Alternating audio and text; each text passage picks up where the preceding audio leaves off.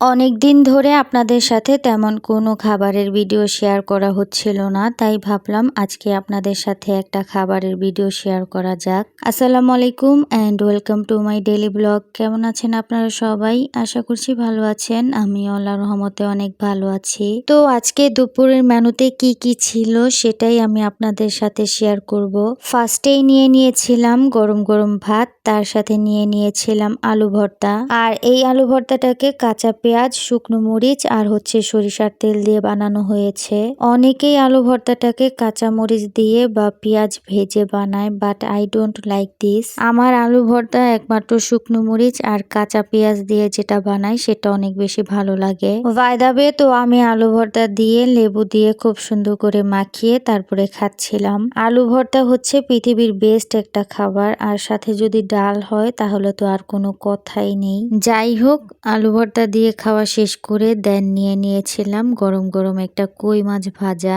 আম্মু কই মাছটাকে ভেজে সাথেই আমার প্লেটের মধ্যে দিয়ে গিয়েছে, যাতে করে গরম গরম খেতে পারি।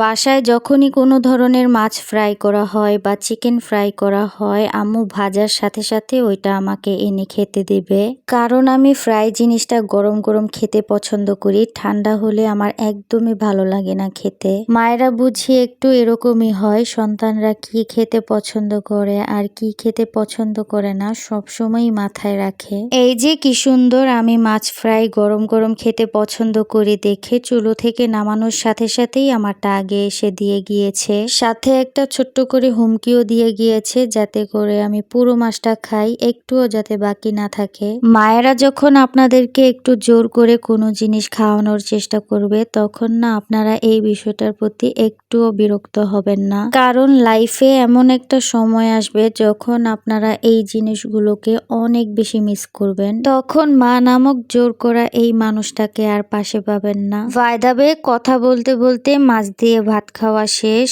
আর আজকের মাছটা অনেক বেশি মজার ছিল। তারপরে নিয়েছিলাম মুরগির গোস্ত ভুনা, আর এটা আম্মু একদম ঝাল ঝাল করে তারপরে রান্না করেছে। আম্মুর হাতের এই মুরগির গোস্ত ভুনাটা আমি যতবার খাই ততবারই অবাক হয়ে যাই। মানে এটা এত পরিমাণে মজা হয় যা বলার বাহিরে। এই তরকারিটাকে আম্মু যতবার রান্না করে আমার কাছে মনে হয় তরকারিটার টেস্ট একটুও কমে না, বরঞ্চ বাড়তেই থাকে। আমার আম্মুর হাতের যে কোনো তরকারি মাশাল্লাহ খেতে অনেক বেশি মজা হয়, তবে অন্যান্য তরকারির থেকে এই মুরগির গোস্ত ভুনাটা একটু বেশি পরিমাণেই টেস্টি হয়। ভাইদাবে মুরগির গোস্ত দিয়ে খাওয়া শেষ করে লাস্টে নিয়েছিলাম ডাল, আর এই ডালটাকে আম্মু করমজা দিয়ে রান্না করেছে। আমি জানি না অন্য অঞ্চলের মধ্যে এই ফলটাকে কি নামে চেনে, তবে আমাদের নারায়ণগঞ্জ ডিস্ট্রিক্টের মধ্যে এটাকে করমজা বলা হয়। করমজার ডাল কিন্তু অনেক মজা হয় খেতে।